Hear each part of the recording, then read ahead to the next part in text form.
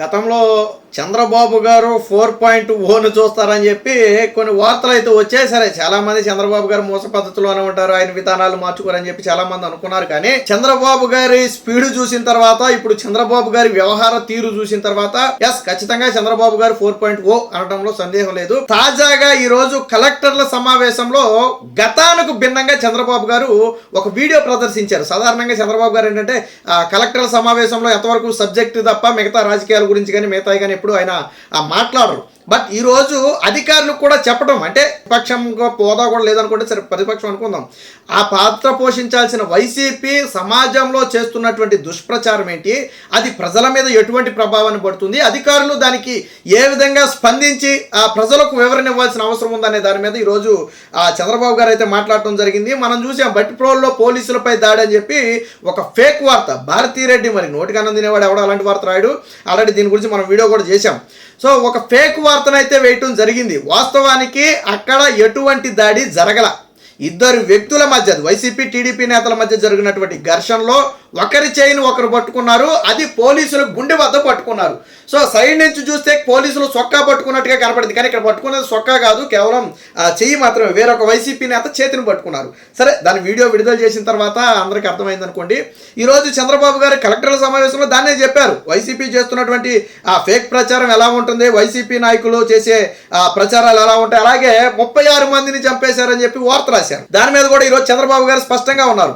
ఆ 36 మంది ఎవరో పేర్లు ఇవ్వండి, వాళ్ళ ఎఫ్ఐఆర్ కాపీలు ఇవ్వండి, నేను చర్యలు తీసుకుంటానని అసెంబ్లీ సాక్షిగా ప్రశ్నిస్తే జగన్మోహన్ రెడ్డి తోక ముడిచాడు. సమాధానం ఇవ్వలే జగన్మోహన్ రెడ్డి. ఎందుకు సమాధానం ఇవ్వలేదు జగన్మోహన్ రెడ్డి అంటే, అక్కడ 36 మంది చనిపోయింది 2-3, అది కూడా రాజకీయాలకు అతీతంగా. ఈ రషీద్ హత్య అయితే కేవలం జిలానీ అనే వ్యక్తి చేశాడు. వాళ్ళిద్దరూ వైసీపీ నేతలే, అంటే ఒక వైసీపీ నేత కార్యకర్త ఇంకొక వైసీపీ నేతను చంపేశారు. సో అది పూర్తిగా వ్యక్తిగత గొడవలతో జరిగింది, రాజకీయాలకు సంబంధం లేదు. అది కూడా ఒక పార్టీకి చెందిన వాళ్ళు. ఇప్పుడు టీడీపీ వైసీపీ వాళ్ళు కొట్టుకున్నారంటే రాజకీయ గొడవలు అనుకోవచ్చు. వైసీపీ కొట్టుకుంటే రాజకీయ గొడవ ఎలాగవుద్ది, టీడీపీ కొట్టుకుంటే రాజకీయ గొడవ ఎలాగవుద్ది.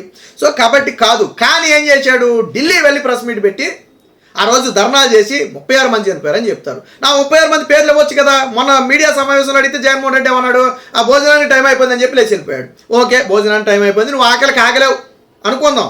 నీకు ప్రజా సమస్యల కంటే, విలేకరులు అడిగిన ప్రశ్నల కంటే నీకు ఆకలే ముఖ్యం కాబట్టి, నీకు తిండే ముఖ్యం కాబట్టి సరే ఆ తినడానికి వెళ్ళిపోయావు అనుకుందాం. నీ సాక్షి పేపర్లో 36 మంది పేర్లు వేయొచ్చు కదా. నీ సాక్షి టీవీలో 36 మంది ఫోటోలు వేసి ఇదిగో వీళ్ళు చనిపోయారు, వీళ్ళ మీద జరిగి ఉన్నటువంటి ఎఫ్ఐఆర్ కాపీలు ఇవి, ఇదిగో వీళ్ళని చంపినటువంటి వ్యక్తులు వీళ్ళు, ఇదిగో వీళ్ళు తెలుగుదేశం పార్టీలో ఉన్నారు అనడానికి ఇది ఆధారం ఇవ్వచ్చు కదా. సాక్షిలో ఇవ్వలేదు కదా. అదే విషయాన్ని ఈ రోజు చంద్రబాబు గారు చాలా స్పష్టంగా మాట్లాడారు. ఒకసారి వినండి ఆయన ఏం మాట్లాడారు. నాయకులు పేపర్ పెట్టుకొని టీవీ పెట్టుకొని మనం మాట్లాడుతూ 36 మందిని చంపేశారు, ఢిల్లీకి పోయి ధర్నా చేశారు. నేను అసెంబ్లీ అడిగా, ఆ 36 పేర్లు ఇవ్వండి. 36 మంది చంపేసి ఎఫ్ఐఆర్ ఉంటుంది కదా, ఆ ఎఫ్ఐఆర్ ఇవ్వండి, నేను యాక్షన్ తీసుకుంటా. ఎంతవరకు ఇవ్వాలి అంటే రాజకీయాలు కూడా మారాయి. ఆ విషయం మీరు గుర్తుపెట్టుకోవాలి. రాజకీయ నాయకులు పేపర్ పెట్టుకొని టీవీ పెట్టుకొని సోషల్ మీడియాలో తప్పుడు ప్రచారం చేసి గవర్నమెంట్ ని సెబటైజ్ చేసే పరిస్థితికి వస్తున్నారు. ఇది అన్టాలరబుల్. నేను I very clear on that. How to handle, will educate people. చట్టపరంగా కూడా యాక్షన్ తీసుకుంటాం. ఎవరిని కూడా ఎక్కడ కూడా వదిలిపెట్టే పరిస్థితి ఉండదు.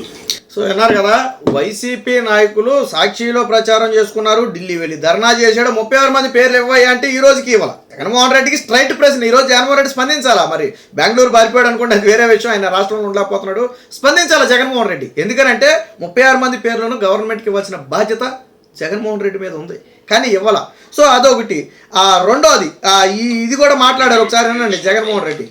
జిల్లాలో వింగ్స్ ఉన్నాయి, మీరు కూడా ఇది గుర్తుపెట్టుకోవాల్సిన అవసరం ఉంది. మొన్న నేను చూశాను బట్టిప్రోల్లో పోలీసు ఘటన. అక్కడ చిన్న 2 గ్రూపులకు గొడవ జరిగితే వాళ్ళు అక్కడి తోచుకుంటే దానిపైన ఇమీడియట్ గా తెలుగుదేశం వాళ్ళు కొట్టారు, ఎస్ఐ చొక్కా పట్టుకున్నారు, కాలర్ పట్టుకున్నారు అనేసే పరిస్థితికి వచ్చారు. మీరు చూడండి ఎంత క్లియర్ గా. అంటే ఇంకా దీనికి ఏం చెప్పాలో వీళ్ళకి అర్థం కాదు. వీడియో కూడా ప్లే చేసి చూపించారు చూడండి ఒకసారి. ఆ వీడియో కూడా ప్లే చేసి చూపించారు.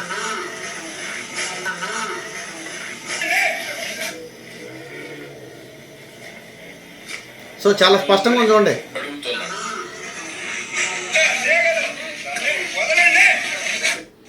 ఇష్టానుసారంగా ఇలాంటి వేసే పరిస్థితి వచ్చాను.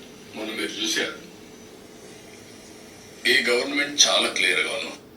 సో అంటే వైసీపీ సాక్షిలో చేస్తున్నటువంటి ప్రచారం కానివ్వండి, సోషల్ మీడియాలో చేస్తున్నటువంటి ప్రచారాన్ని కానివ్వండి, ఈరోజు చంద్రబాబు గారు ఎందుకు కలెక్టర్ల సమావేశంలో చెప్పారు అంటే, ఒక రకంగా అధికారులందరినీ కూడా ఎలర్ట్గా ఉండాలని చెప్పడంతో పాటు ఇలాంటి అసత్య ప్రచారాలు చేసే ఎవరి మీదైనా సరే కఠిన చర్యలు తీసుకోవాలి, తీసుకుంటాం.